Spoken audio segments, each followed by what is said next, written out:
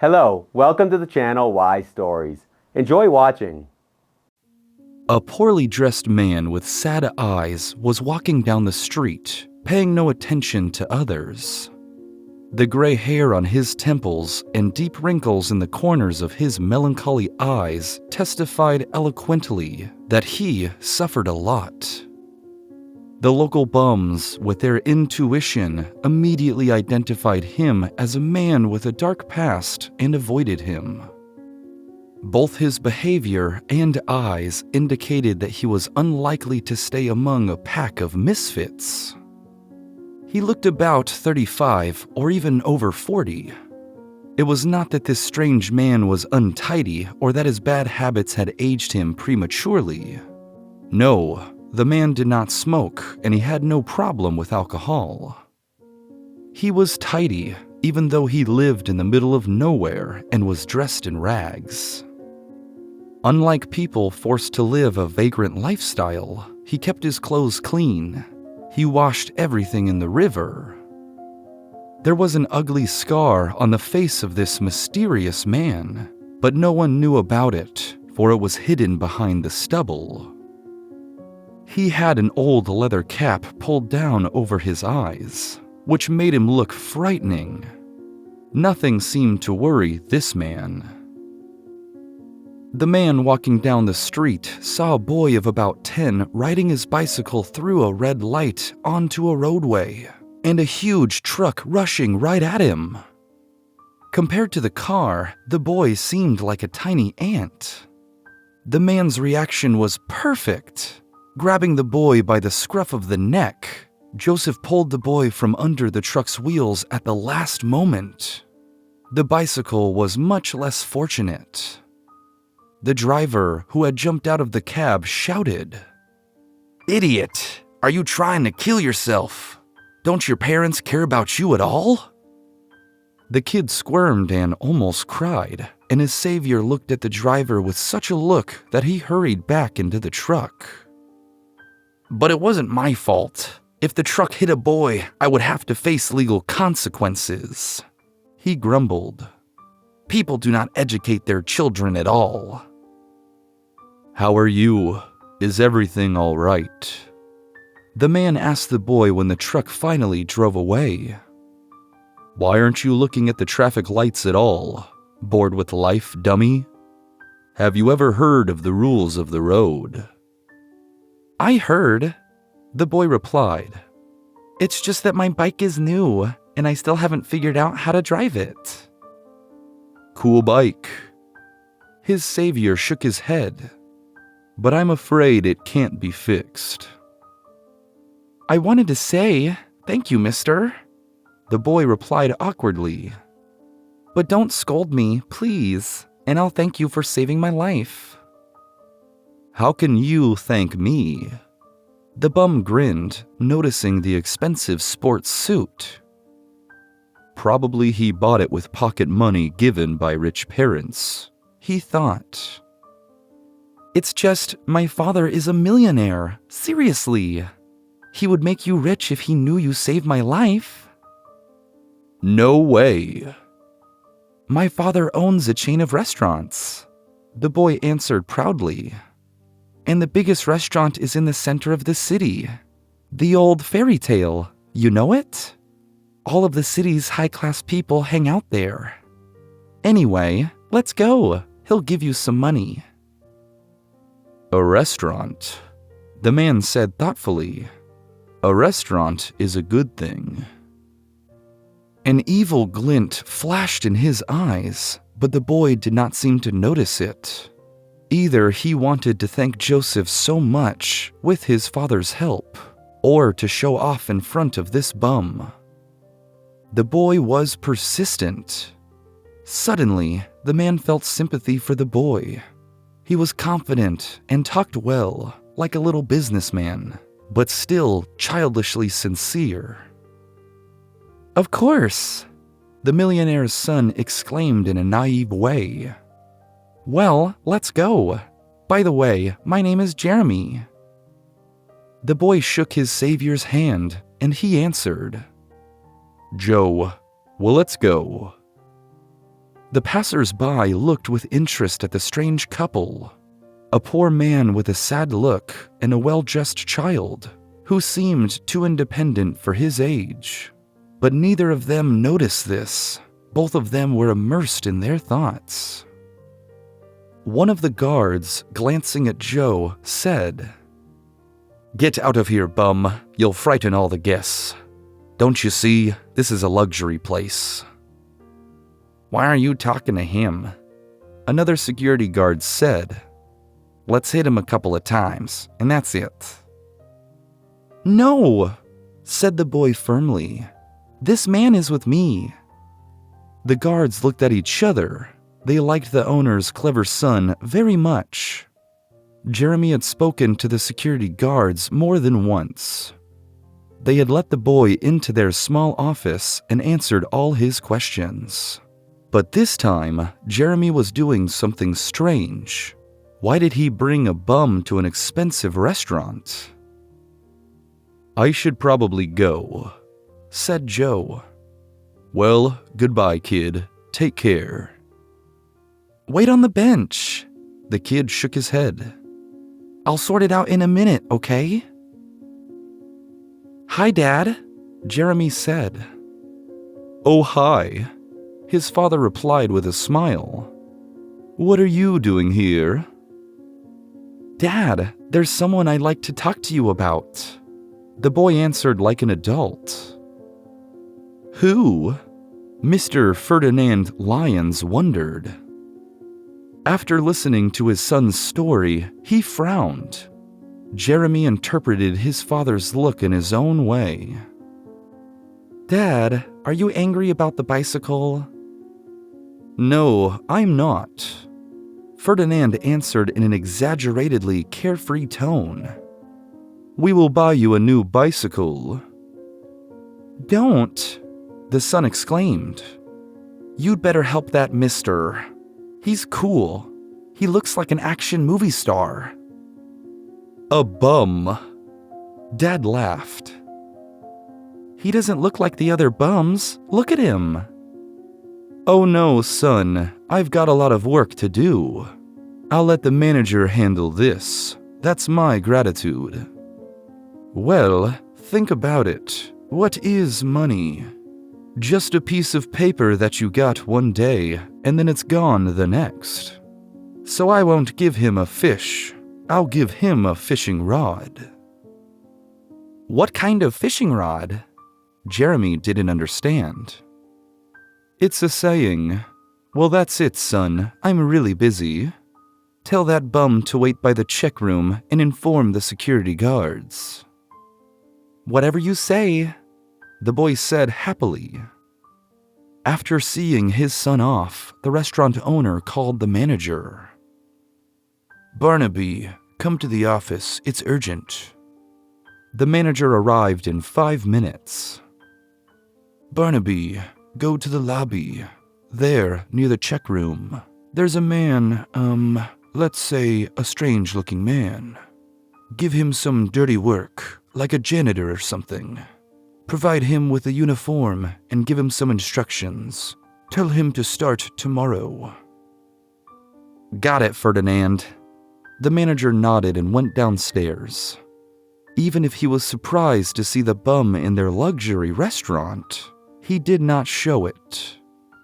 In a few years of work in this restaurant, Barnaby had already learned the owner does nothing just for the sake of doing it. It is unlikely that Ferdinand employs a bum out of the goodness of his heart, but it is none of his business. Barnaby is the manager, but he has to obey orders. "Hello." He greeted the homeless man politely. "Hello." He nodded. "Well, Ferdinand Lyons told me to hire you as a janitor."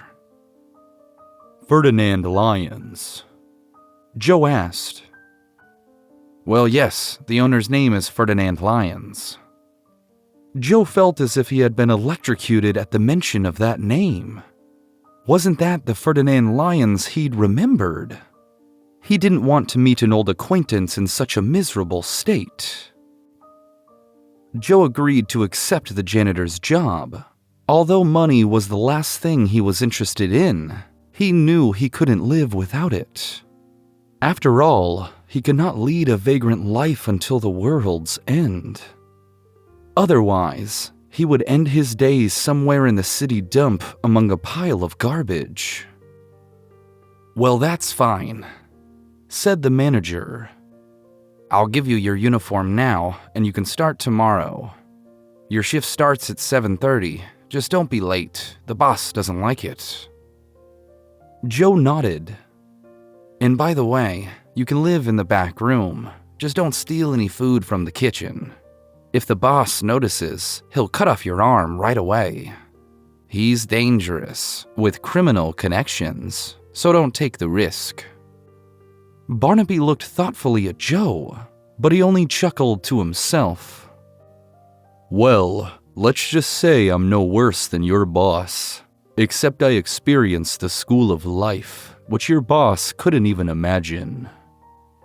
Joe got to the attic where he'd been living for the last couple of months.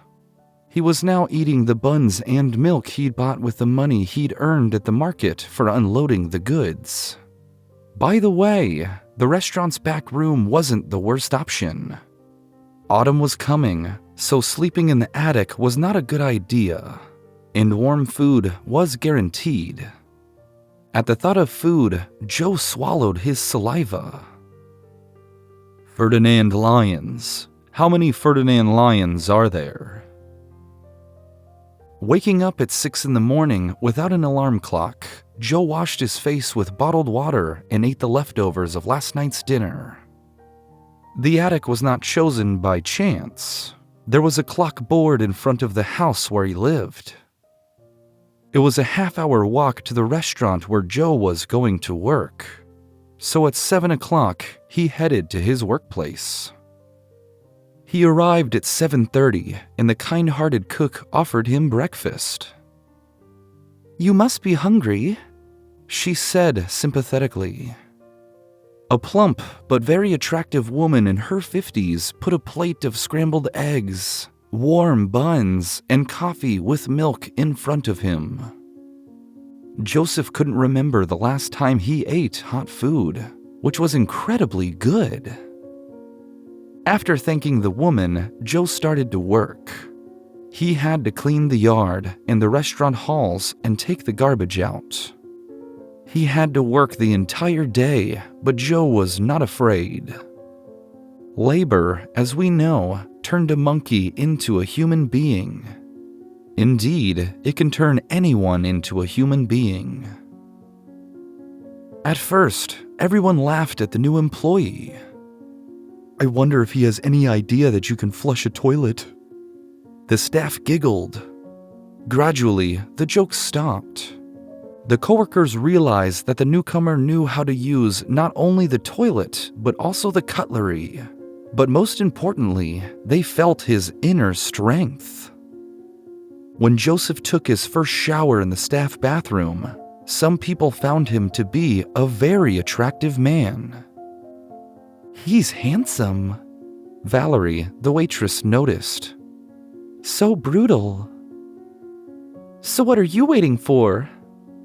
Jean, her shiftmate, winked. "Go ahead, only he's obviously very dangerous." "Yeah," Valerie agreed. "Something is wrong with him. I don't know, some dangerous vibe. But that's so attractive, isn't it?" "I guess so." One of the guards, Andrew, seeing the mysterious employee in the t-shirt he had bought at a secondhand store, wanted to joke that now all the girls would want him. But beneath the t-shirt, he saw large muscles, so the guard preferred to remain silent. "He is a big, strong guy," thought Andrew. "He should work in security, not cleaning the yard and taking out the scraps. But it's better not to mess with him." Ferdinand Lyons sat on the red leather sofa of the luxury men's club, the Firebird, and looked at the dancers. "They are so hot," he thought. The man winked at the gorgeous mulatto in a golden microscopic outfit, and she began to move more actively. To please the owner of the restaurant chain meant to be invited to one of his restaurants and maybe to get a lot of money. The other dancers also moved closer to Mr. Lyons. Beautiful ladies danced around the rich guest, and he was amused by this. "Come on, ladies." Ferdinand encouraged them, sipping an expensive cognac. "Make your daddy happy." He was well aware that the beauties were expecting an extra payment, and although Ferdinand rewarded some of them only with dinner in his restaurant, and even if he gave money, it was almost nothing, the girls tried their best. It's simple. To have dinner at the old fairy tale restaurant and spend a hot night with its owner was considered very cool among the club's female employees. Mr. Lyons liked it, so he was a regular customer. Ferdinand Lyons partied as if he had a schedule. On Mondays, the man was often seen in the casino. On Tuesdays, he liked to visit the Priestess of Love. And on Fridays, he visited this club. The rest of the week, he spent his time in saunas. Family and work were not high on the restaurant owner's list of priorities. So what? He would answer his wife when she rebuked Ferdinand for not spending enough time with them. "I provide for you. I give you everything you want. Your beauty salons, trips to the resorts, prestigious clubs, activities, workshops for my son, and other trappings of this beautiful life. Isn't it enough?" The dearest spouse only sighed heavily. There was a time when Mr. Lyons worked hard and got very little money. Now he can do whatever he wants. Why work hard if there are specifically trained people to do it? During a month of work, the restaurant owner and the bum hired as a janitor never crossed paths. Moreover, Ferdinand forgot about him. Women, gambling, and power are his life principle. Why would he think of a bum? He just didn't notice such people. In the meantime, Joe had made friends with the guards and sometimes spent his evenings in their office. By the way, they were the first to notice that he was a decent guy. "Does the boss ever come to the restaurant?" he asked Edgar one day. "What would he be doing here?" The guard grinned. "The money comes in. What else does he need? Sometimes he checks on his staff, but that happens so rarely that the staff may only see him after 6 months. He lives for pleasure and cheats on his wife, even though she is gorgeous. He spends his nights in saunas and casinos." "But he has a son," said Joe. "What kind of example is he giving him?" "He doesn't care about his son either. Once, 3 years ago, his wife was in the hospital and he took the kid here with him. He was in the office having fun with another girl, and the boy decided to swim in the fountain. In autumn, I took him out myself." Joseph already knew Ferdinand Lyons had owned a chain of restaurants in different parts of the city for years. The boss had started his business with a small restaurant that was in the suburbs. "The interesting thing is that he didn't begin alone," said another security guard, Maurice. "There was another companion, some orphan, and they said he was very smart, that his companion created the whole business. He was the one who got the business up and running." "And where is this companion now?" Joseph asked. "He's gone." Maurice shrugged. "It was about 10 years ago. I hadn't worked with him yet. I think he went to jail for some kind of fraud. Or maybe Ferdinand set him up or did something worse." Joe went cold. The more information he learned about the manager, the less he liked the situation. But no one could have imagined that he, Joseph Darley, was the companion who had gone to jail for some fraud. Except he hadn't committed any fraud. He couldn't fall asleep, so he decided to watch TV. He looked at the screen but didn't see anything. Joseph brought back memories. Ferdinand Lyons and Joseph Darley had grown up in the same orphanage. The caregivers noticed that they were so different, and it was true. Ferdinand was cunning and shrewd, and Joseph was honest and sincere. Later, people considered him a very smart guy. Nevertheless, the two were together always and everywhere. Some have noted that Ferdinand was like a clinging fish. Joseph was gifted with a mathematical mind. In addition, he had been interested in computers since childhood. He didn't need to memorize mathematical formulas, and boring geometry and physics tasks were fun puzzles for Joseph Darley. The more difficult, the better. Joe participated in city Olympiads, making him the pride and joy of the orphanage. "The kid has a bright future," math teacher Michael Price said. "It would be great, but," sighed the vice principal. "Is something wrong?" the math teacher asked. "Anything can happen," Mrs. Olivia Parks answered evasively. "For example, friends who are worse than enemies." Ferdinand Lyons never made an effort to study well.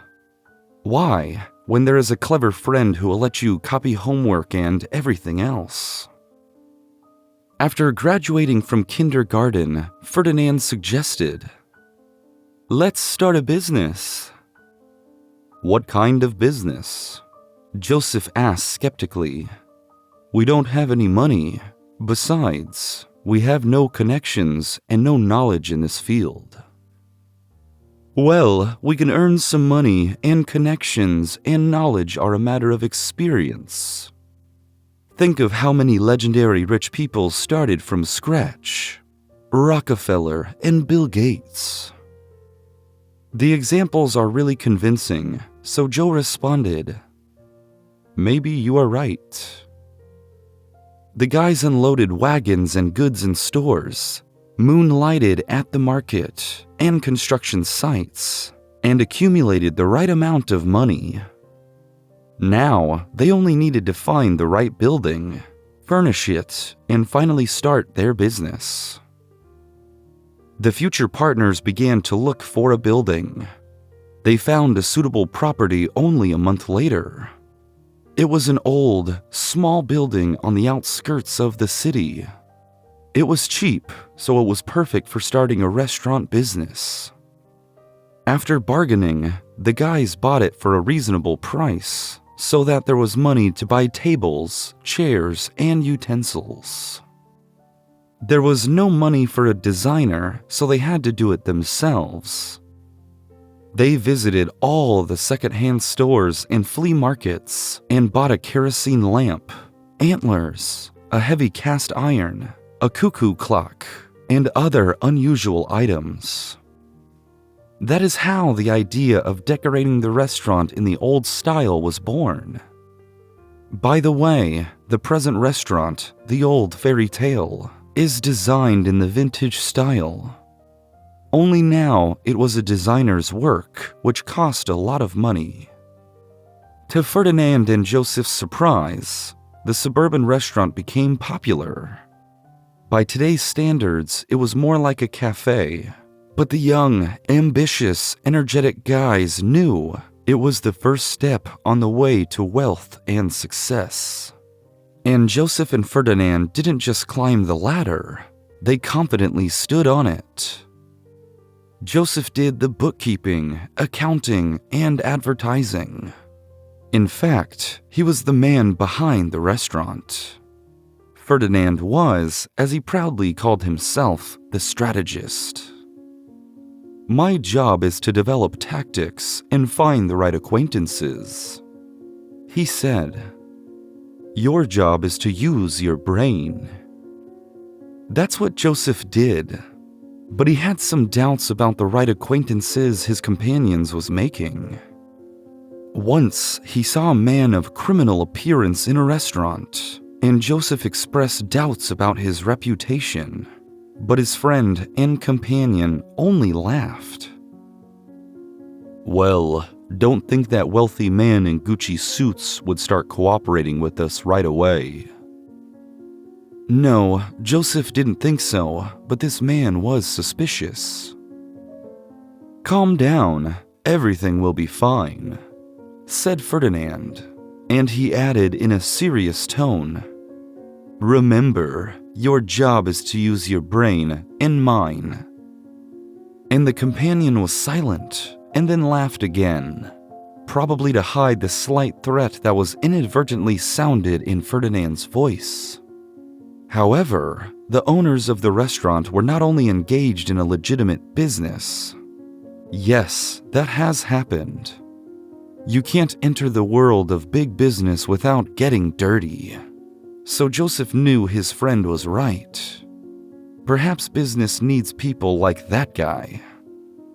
As time passed, the restaurant gained regular customers. The restaurant began to bring the owners a decent income, and the companies began to think about expanding the chain. And then, Joe fell in love. His fiancée was a modest and beautiful girl named Veronica.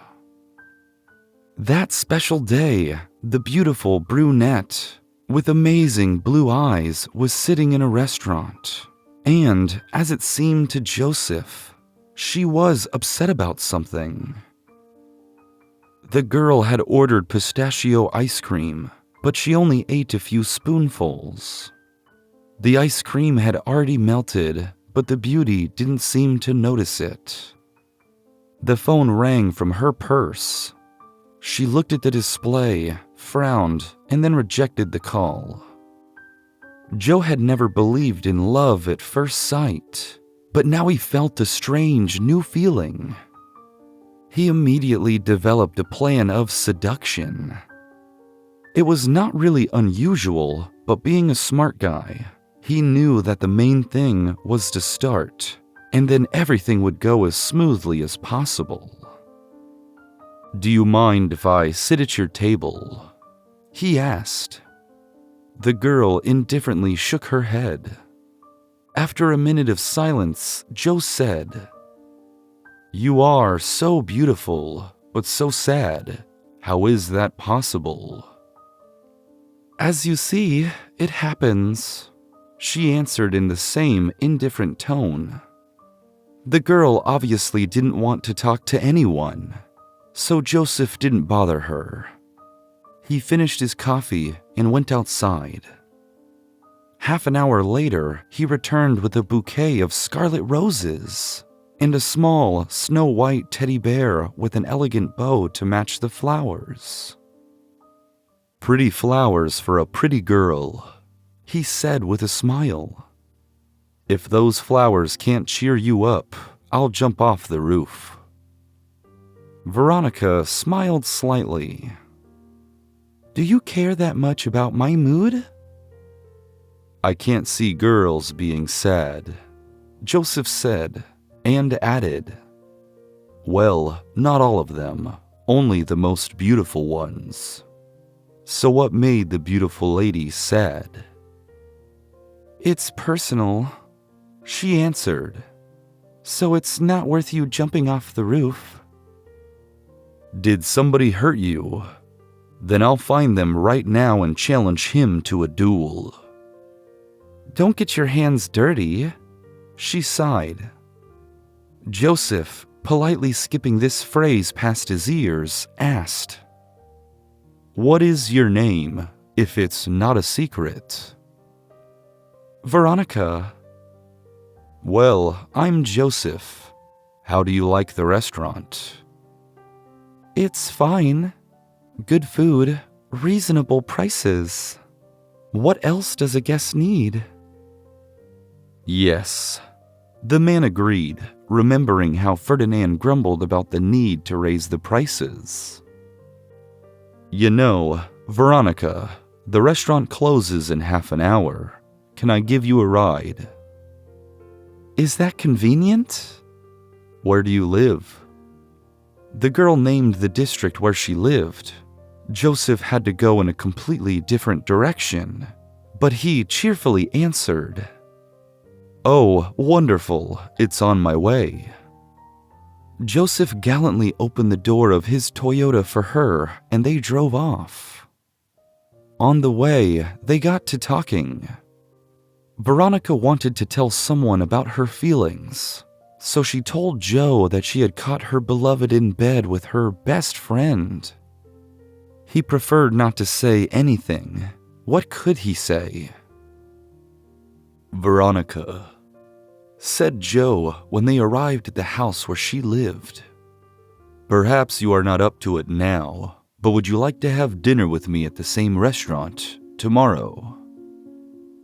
"Oh no, I can't tomorrow," she said with regret. "Well, what about the day after tomorrow?" "The day after tomorrow would be fine," she said. Joseph was as happy as a child. The restaurant hall was decorated with flowers and balloons in pastel colors. Joe was looking through the CDs and figuring out what music to choose for a romantic night. "You are so romantic," Ferdinand noticed when the companion informed him of his plans. "I wonder who the girl is that you're trying so hard for." "I hope you will meet her at our wedding party," Joseph said. "Oh, really?" "Yes, she's a gorgeous girl, and she's not slutty. She is very modest and clever. There are not many girls like Veronica." "Well, I'm happy for you, my friend, honestly, happy." Ferdinand changed girls like gloves. "I don't see the point in living with one girl. There are so many beauties for all tastes," he said. And Joseph wanted to find his one and his only soulmate. Although there had been parties and one-night stand girls he met at the nightclubs. But Joe, unlike his friend and business partner, had a bad feeling after such parties. In the morning, seeing off another night guest, Joseph always waited impatiently for her to leave. The ladies were eager to leave their phone numbers, but Joe, having honestly recorded the contact, deleted it immediately after they left. A few such nights were enough for the guy to realize, no, this was not for him. So he stopped going to clubs. And when they relaxed in the sauna, he preferred to avoid the company of beautiful girls. He'd rather wait for his one and only, and it seemed Joseph had met her. Joe and Veronica were at the restaurant until midnight. "Oh, the restaurant will be closing soon," she exclaimed. "It won't." Joseph shook his head with a smile. "It is my restaurant." "Is it yours? Are you the owner of the restaurant?"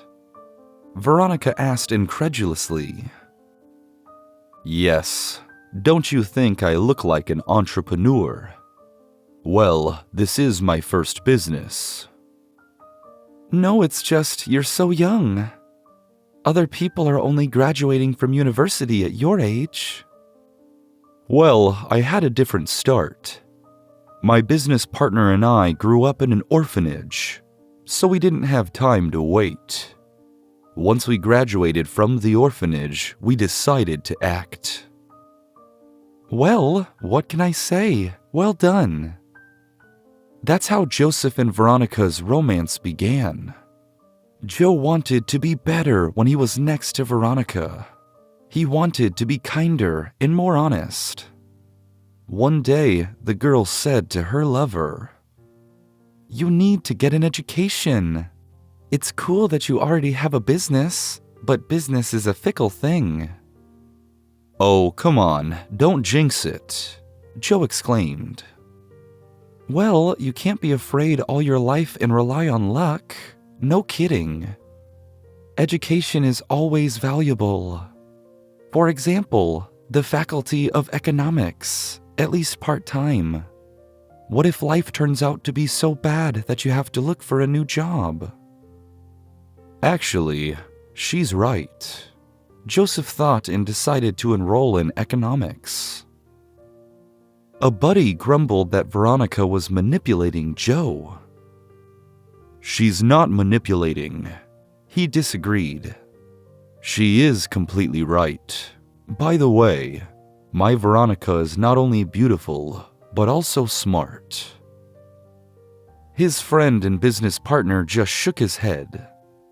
The logical conclusion of this beautiful romance was a magnificent wedding. Ferdinand was the guest of honor. It couldn't be any other way. At first, there was only a few employees in the restaurant. The partners were bartenders, waiters, administrators, security guards, and managers. Over time, they hired 2 bartenders and 2 waitresses. But as the restaurant was successful, thoughts of the next phase began to arise more often. The long-awaited expansion of the business was a real joy and the beginning of a new story that lasted for years. "I think I should lead the restaurant," Ferdinand once said. "Why not me? And actually, what's wrong with owning it in shares?" his partner asked. Joseph asked in a calm tone, but everything inside him was almost boiling. He was the reason the restaurant was a civilized, decent place. If it weren't for Joe, the restaurant, which had moved into a decent neighborhood after the expansion, would have long ago become a haven for every thug in the city. "Everything is wrong," he answered. "I found the right people, and what did you do?" "And I did the paperwork, the bookkeeping, the organizational stuff, the advertising. I dealt with the issues of the reputation of our business." Joseph interrupted him firmly. "If that's the case, I should lead the restaurant." "Reputation? What the hell are you talking about?" Ferdinand got angry. "Money is our reputation. It rules the world." "So you made the money and I did nothing. Is that what you're trying to say?" "That's not what I said. But try to understand it. A tough, decisive person should run the business. You don't have those qualities." "Seriously, we just probably demonstrate those qualities in different ways." "Maybe." Ferdinand calmed down and added in a conciliatory tone, "Anyway, we should think it over. Well, such things can't be solved quickly." Joseph had nothing to say to that. "Let's talk about it tomorrow," he went on, "when we have a clear head. We can't come to any agreement now.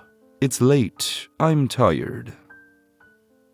"Okay," Joe said. He was as tired as Ferdinand.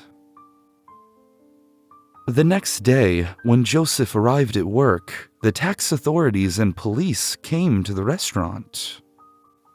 "What is going on?" he asked. "Joseph Darley," a man with a stern look asked him. "Yes, that's me.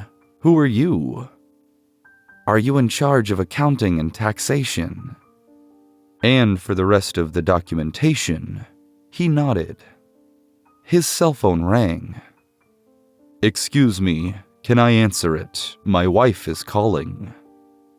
Yes, of course. Darling, I need to tell you something, Veronica said in a mysterious voice.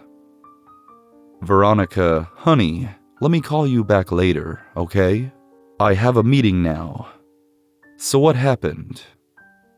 He turned to his interlocutor. Joseph Darley, you are charged with illegal account cashing.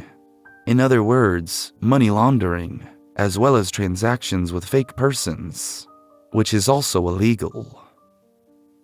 What nonsense! There must be some mistake, he exclaimed and looked at Ferdinand. Of course, it's a mistake, said the latter. Joe, don't worry, they'll sort it out. I'll get a lawyer and get it sorted. Your knowledge of computer programs allows you to make transactions, said the representative of law enforcement thoughtfully. Well, it's easy for a smart guy like you to set up a fake deal. Why would I set myself up so stupidly? Joseph grinned. Well, shit happens, the interlocutor said. The court finds guilty according to the article. Joe heard fragments of phrases. He felt as if it was just a nightmare, but the last phrase finally woke him up. Sentenced to 10 years imprisonment. After the sentence was pronounced, his wife fainted. Veronica, he shouted, instinctively leaning towards his wife. Someone loses and someone finds, thought Ferdinand Lyons blissfully as he lounged beside the swimming pool. And he wasn't used to losing, only finding. Anyone who knows him well will tell you nothing will stop Ferdinand Lyons in the pursuit of his goals. When he began taking his first steps in the business, in contrast to Joe, he learned there can be no friends, relatives, and other sentimental nonsense. There are only the right people. And now he is the owner of a restaurant chain, a millionaire. He lives happily ever after, and he is on top of the world. He has a beautiful wife, a clever son, and all the entertainment available to a man of his rank. All of Mr. Lyons' restaurants were run by managers, people with college degrees, and experience in the restaurant business. Each manager was solely responsible for the establishment he was entrusted with. So they worked their butts off. This is where I keep them all, Mr. Lyons told his friends in the business community, clenching his fist. Ferdinand sometimes supervised his restaurant managers and was satisfied with their work results. Profits were going up, which meant everything was going right. He only needed to supervise the managers, and they would supervise the rest of the staff to make sure they were doing their job properly.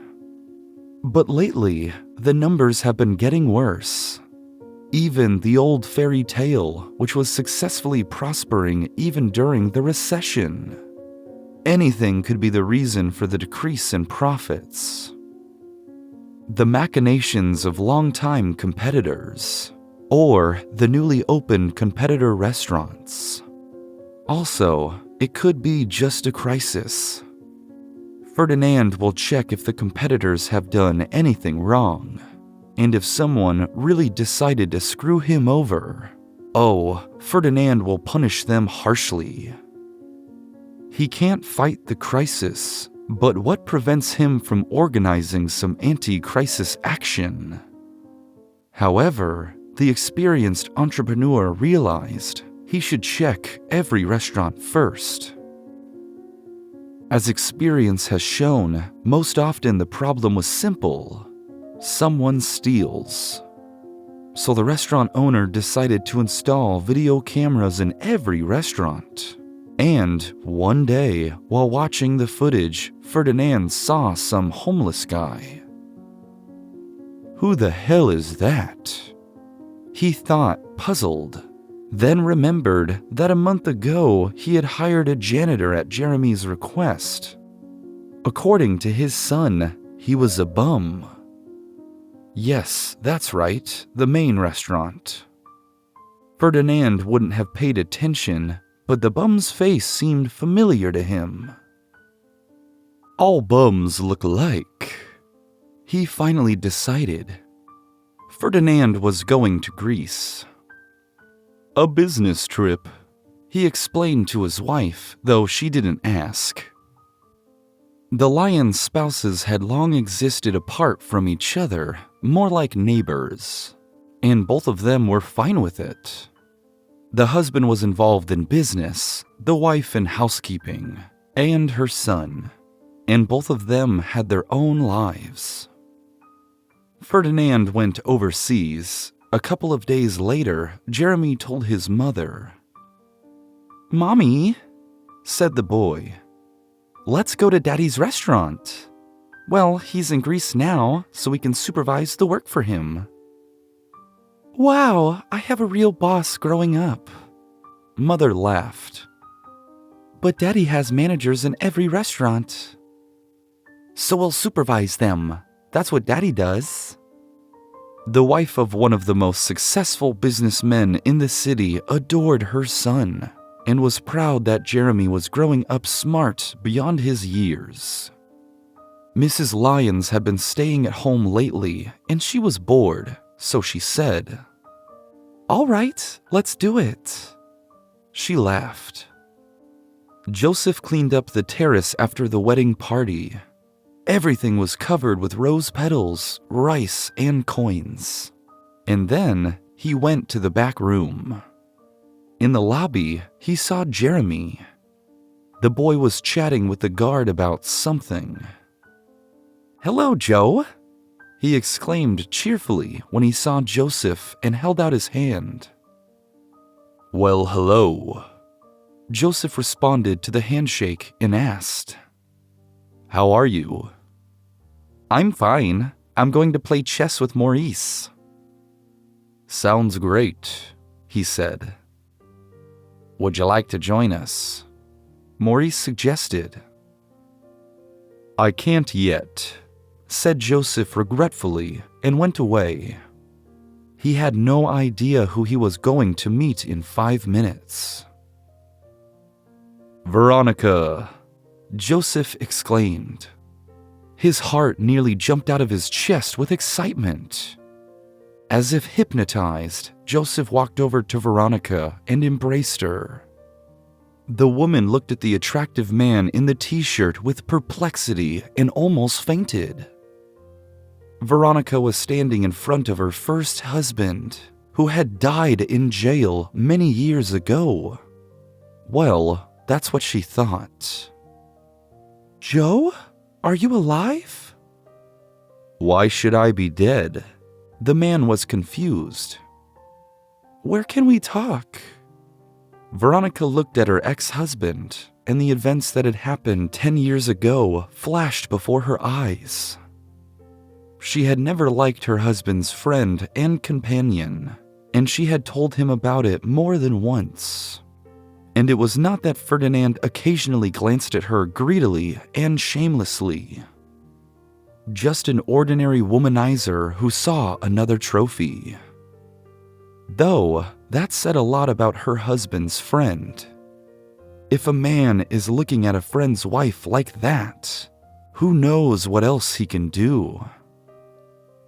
Veronica never told Joe about the way Mr. Lyons looked at her, but she wanted to warn her husband.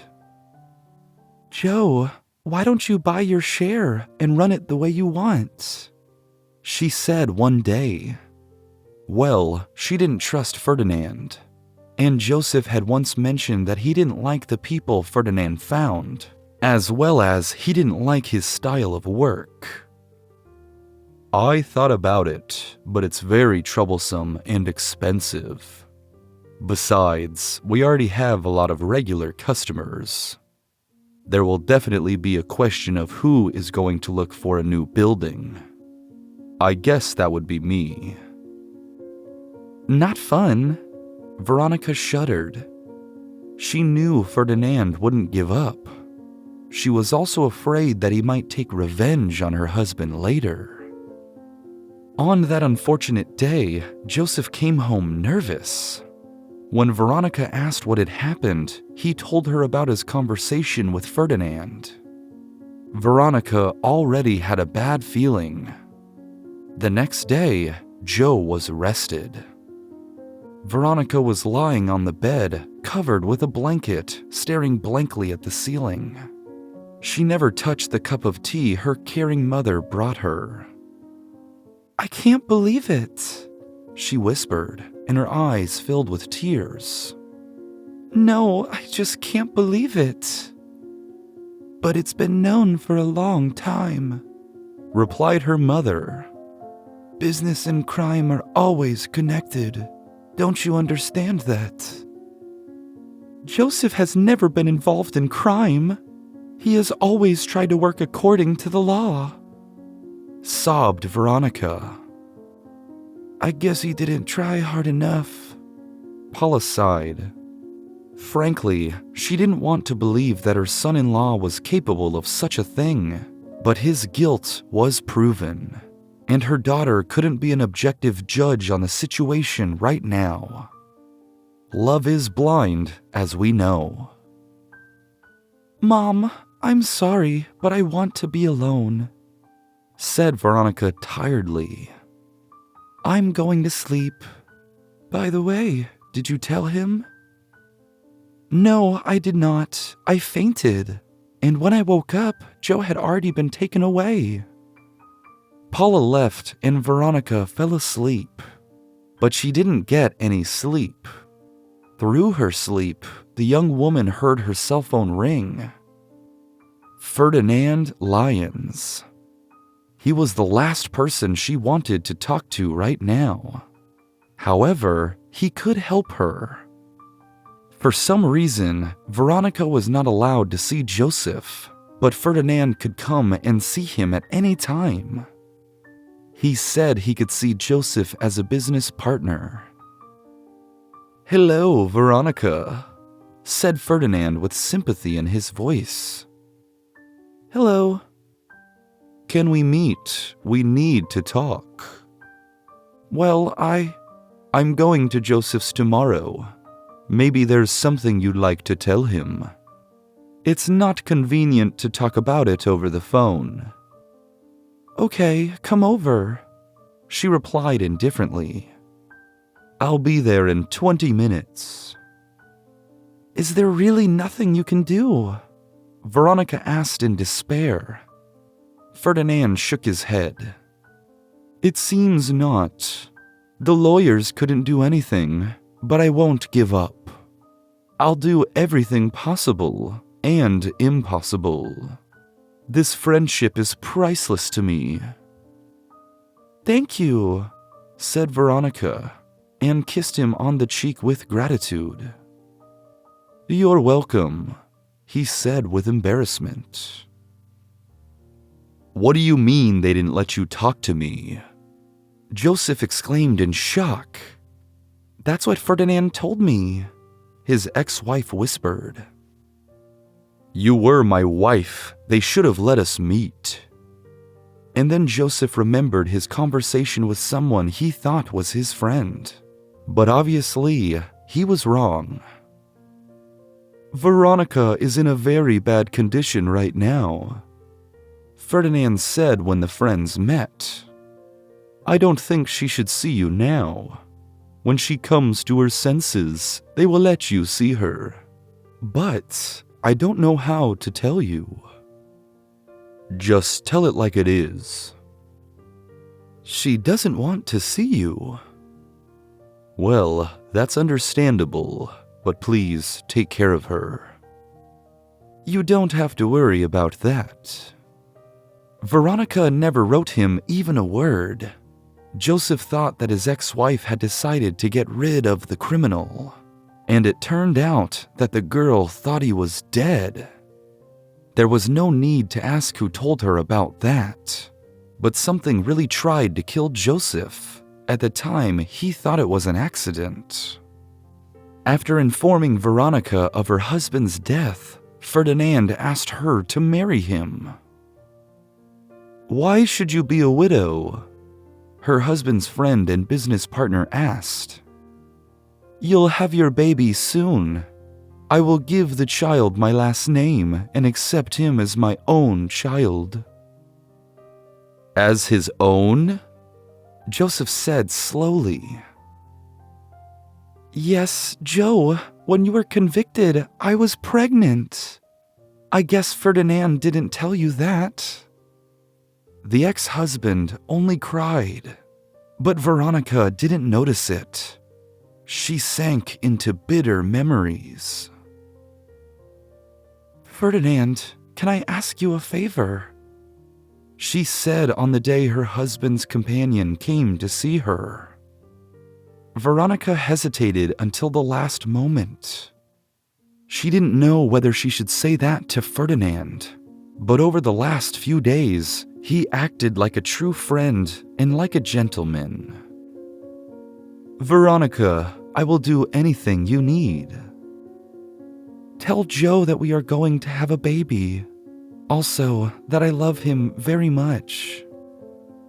"Okay, Veronica, I will tell him." Veronica came to her senses and was horrified to realize that her ex-husband was resting on her shoulder. "Joe, have you lost your mind?" she whispered, frightened. "Not now. God forbid. Ferdinand's employees will see us. Then both of us will be in trouble. Be patient, my dear. I won't stay with Ferdinand anymore. As soon as he comes back from Greece, I'll divorce him." So all the puzzle pieces came together. Joseph trusted Ferdinand as he trusted himself. Yes, his way of doing things were specific, but Joseph was sure that his friend would not hurt him. He was so naive. "Sure, my love," Joseph said, wiping away his tears. "I love you." "I love you too," whispered Veronica. "And now I should go. Have you seen Jeremy by any chance?" "Our son." Joseph smiled. "He is in the security office right now." "I see." She grinned. "He's bothering the guards." The last guests left the restaurant, and Joseph hurried to finish his work. He saw his ex-wife and son get into the car, and a wonderful warmth spread over his body. Falling asleep, Joseph sunk back into his thoughts. After spending 10 years in jail instead of another person, he'd managed to survive and be released. Yes, Joseph had no home and no family, but now he was convinced it was only a matter of time. There was a lot of time in jail for him to think about it. "Don't you think you might have been set up by a companion?" Sova, the experienced thief, asked him. "I don't even want to think about it," Joseph confessed. "We grew up in the same orphanage and started at the bottom together." "That's true, but you never know what to expect from people. Actually, we can check on what is going on now." That's how Joseph found out his ex-wife had married Ferdinand. "I asked my best friend to take care of my wife," he thought with bitter irony. So he did. Although there was nothing to be offended about, as it turned out, Ferdinand was raising his son, and the boy lived in luxury. But in fact, he never needed Jeremy. The man wanted the business and Veronica. "Not long ago, I was a bum. I tried not to draw attention to myself," he thought. And who knows how long that would have lasted if it weren't for the accident with Jeremy, my son. Fate brought us together. Veronica headed to meet her spouse from the airport. Today, she would tell Ferdinand that she was leaving him, no matter what. Veronica married him to thank him, except, as it turned out, there was nothing to thank him for. "So, how are you? What did you do while I was away?" Ferdinand asked, getting into the front seat next to his wife. "I'm fine," she answered briefly. "What does Jeremy do?" "What else can he do?" She shrugged her shoulders. "School, gym, computer?" Ferdinand had lunch and went to his office, and Veronica nervously dug her nails into her palms.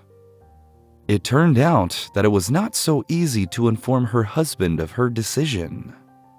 It would have been easier to say it to any other person, but it was Ferdinand. She should be careful. It's scary to even think about it. The woman's thoughts were racing frantically, overtaking each other. "Come on, what can he do to me?" That's what Joseph thought. "Joseph, I love Joe, and I want to be with him. I promised him we would be together, which means I have to do it for us. That's so scary." Without coming up with anything, the woman laid down on the couch in exhaustion. Suddenly, she heard her husband's quick footsteps. "Ferdinand, where are you going?" Veronica asked. "I have to go to the main restaurant," her husband answered nervously. The next day, Joseph woke up in a good mood. He had a blissful smile on his face, and the whole restaurant staff looked at him with amazement. The janitor was smiling. "He's even looking prettier," Valerie said. "Maybe he's in love," suggested the cook, handing the tray to the waitress. "Maybe." In the afternoon, there was no trace of Joseph's good mood. He was sweeping the yard when a glossy black SUV pulled into the restaurant and braked sharply. Joseph barely had time to step back. "Hey you, let's go to my office," the boss said as he got out of the car. "Are you talking to me?" Joseph asked. "Are you deaf?" Veronica didn't like the tone of her husband when he answered the question. He seemed to be furious. Head office? Veronica, determined to follow her husband, ran to the second floor to change. She could not go anywhere in her robe. Ferdinand's office was open wide, and Veronica entered it. The laptop was open, and what she saw made her heart beat like crazy. It was a scene of ex-spouses meeting after 10 years apart. Namely, of Joseph embracing Veronica. But the worst part was the open safe. Veronica knew that besides cash and jewelry, there was a gun in there. Now it wasn't there. "What the hell are you doing, bastard? Why the hell were you hugging my wife?" Ferdinand asked. "Do you want to be found in the river with a weight on your leg or with a hole in your forehead? I'll organize that for you right now. And nobody's gonna look for you, bum."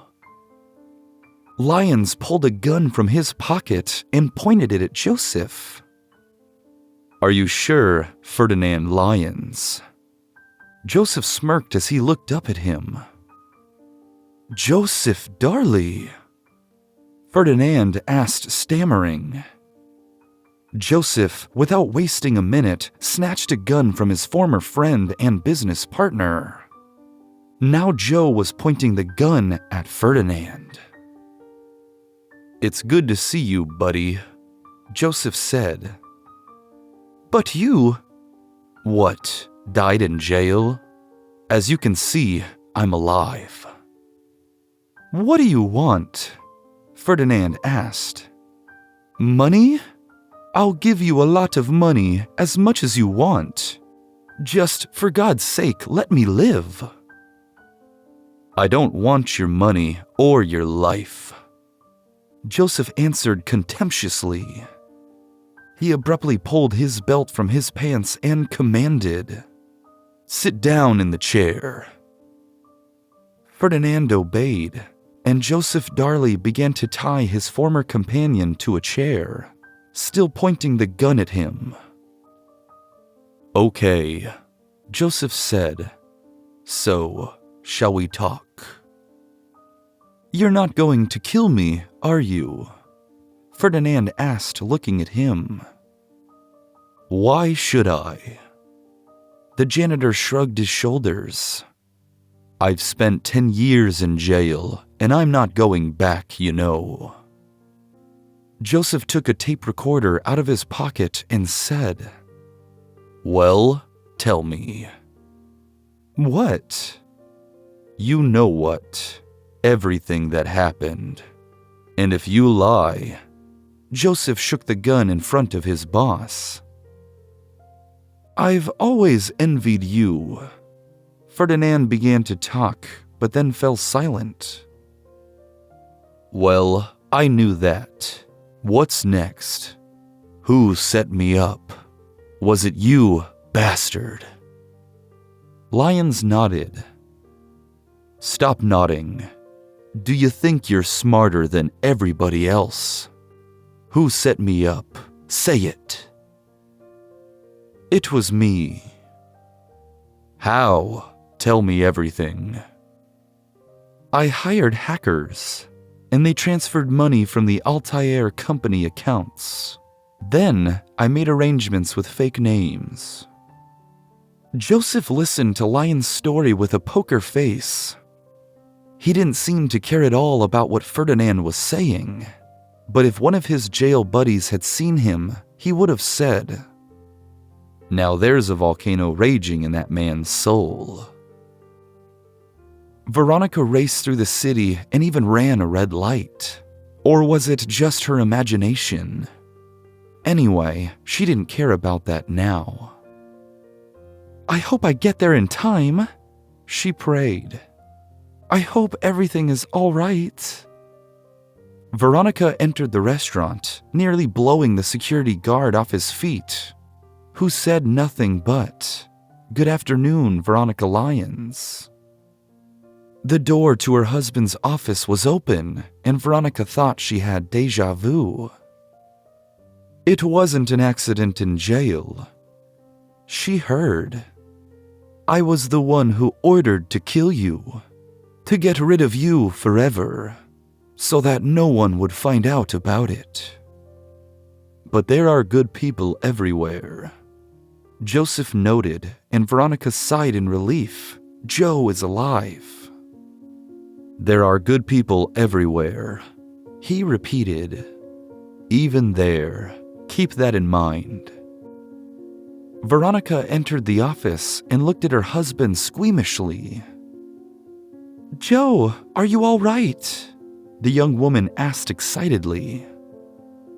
"I'm fine." He smiled. "You are just in time. I am telling your husband why I am alive and not in the grave as he wanted. Well, I was saved, but they buried another convict instead of me. So, as you can see, I have the right connections in the criminal world too. Don't get the wrong idea. The poor guy died of tuberculosis in the jail hospital." Veronica sat down in her chair, covering her face with her hands. Ferdinand stole 10 years of happiness from them. He stole Jeremy's father, and he stole the man she loved. "Well," Joseph said in a satisfied voice, "the confession of Ferdinand Lyons is recorded." The police arrived quickly. A former business partner, unexpectedly back from the dead, broke the strict and tough Mr. Lyons. Upon seeing the police officers, he got hysterical. After listening to the tape recording, the policeman said, turning to Ferdinand, "All in all, it's very clear. All you have to do is write a confession." Ferdinand Lyons was sentenced to 6 years in jail. The sentence was less than Joseph's, but it was enough to give him a taste of jail. And with his abominable temper and arrogance, it would seem like an eternity. Joseph received a large sum of money as compensation, but no amount of money could compensate for the 10 years that were irrevocably cut out of his life. "How handsome you are," Veronica said admiringly, as she met her ex and at the same time her future husband from the beauty salon. "I envy myself." After the plastic surgery, the scar was almost invisible. Veronica joked that scars make a man look better, but Joseph didn't want a single detail to remind him of the past. The past is over.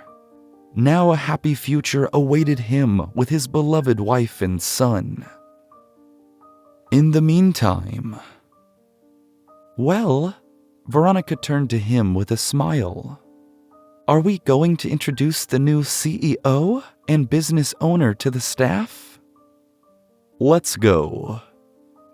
As Joseph and Veronica entered the office, they heard a cheering hum. It was hard to recognize Joseph as the homeless man who had worked as a janitor a few months ago. "Guys, let me introduce you to the new CEO and owner of the restaurant chain," Veronica said solemnly. "Joseph Darley." Some people gasped. They had just realized who had run the business now. For example, Barnabia, the manager who had just recently provided Joseph with a uniform and supervised him, couldn't believe it. Well, life is unpredictable. "Joe, just don't give us too much work," said Edgar. "And sometimes come into our office to play chess and chat." "Right," said Maurice. "All right, guys." "But that's not all the news," Veronica said with a smile. "Joseph and I are getting married in a month. Everyone is invited."